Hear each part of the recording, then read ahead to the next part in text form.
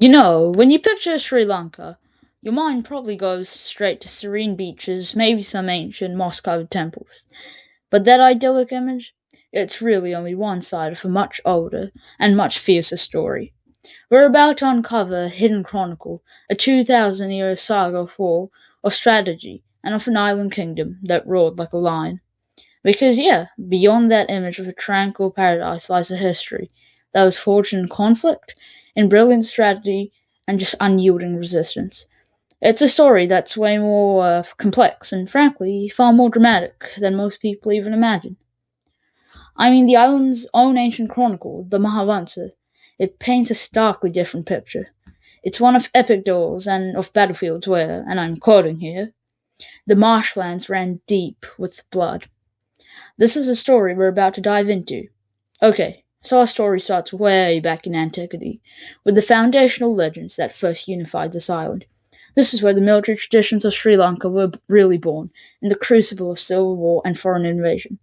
The timeline really sets the stage for our entire story. First, we've got King Dutugamunu. His 15-year campaign to unify the island isn't just history, it's a national epic.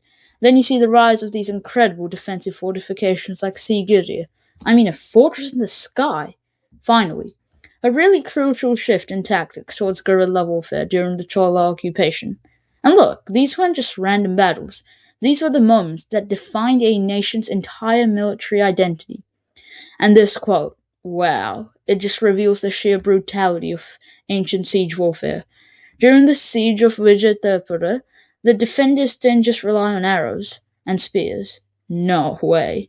They were raining down red-hot iron and molten pitch on the attackers, a terrifying tactic designed specifically to cause panic and mayhem, especially among the army's most feared asset, its war elephants. Now, you might think these armies were just chaotic mobs, right? Not at all. The early Sri Lankan kingdoms adopted a highly structured military model known as the Chaturangani Senawa. This is based on a classical Sri Lankan military theory, and this five-part army was the very backbone of their power. It was a sophisticated system for commanding and controlling their forces on the battlefield. So how did this Chaturangani Senawa actually break down? Well, it had all the standard stuff you'd expect. Some ancient warfare archers, infantry, chariots, and cavalry. But the Sinhalese army had a fifth and absolutely decisive elephant. The elephant corps. And these weren't just for transport. Nuh-uh.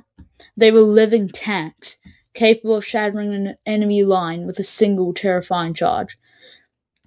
And it was this organized power that would soon be aimed, not just inward, but outward. Okay, and this is where the story takes a really fascinating turn. We often think of island nations as being purely defensive, right? Before time, Sri Lanka was anything but. It actually became an ambitious naval power, launching its own invasions across the ocean. The man behind all this ambition? King Parakramabahu I. During his reign in the 12th century, he didn't just build reservoirs and temples, he built a powerful invasion fleet. He was driven by a desire to control lucrative trade routes and to retaliate against foreign insults. And he projected Sinhalese military power across the Bay of Bengal, all the way to modern-day Burma, and deep into the heart of South India's powerful kingdoms. And get this. This quote just shows you the sheer scale of his ambition. The campaign against Burma in 1164 wasn't some mere raid. The chronicles describe a massive logistical undertaking, with ships carrying full years' worth of food, specialized weaponry, and even the kingdom's signature war elephants, all the way across the Bay of Bengal. Of course, history is often written by the victors, and here we have two completely different versions of events. The Sri Lankan sources, they claim a stunning success, the capture of the Burmese capital, and even the assassination of its king. The Burmese records are, well, a bit more subdued. They admit a conflict happened, but not a full-scale defeat. So, what's the key piece of evidence? A Sri Lankan stone inscription from that era confirms the general was rewarded for a victorious campaign, which suggests the truth lies in a highly successful and very real military expedition. But Sri Lanka's greatest weapon wasn't always its army, it was the island itself. The dense jungles and the rugged central mountains became this unparalleled defense asset, forging a unique style of warfare that would be tested for centuries to come. Which brings us to a really critical question. How on earth did this relatively small island kingdom manage to resist some of the world's most powerful colonial empires, the Portuguese, the Dutch, and the British? Not for a few years, but for centuries. The answer is in the jungle. The answer was this devastatingly effective form of guerrilla warfare, and it was perfected over centuries. It was basically a clear four-step playbook. First, you lure the invaders away from the coast and deep into the unfamiliar, disease-ridden Central Highlands.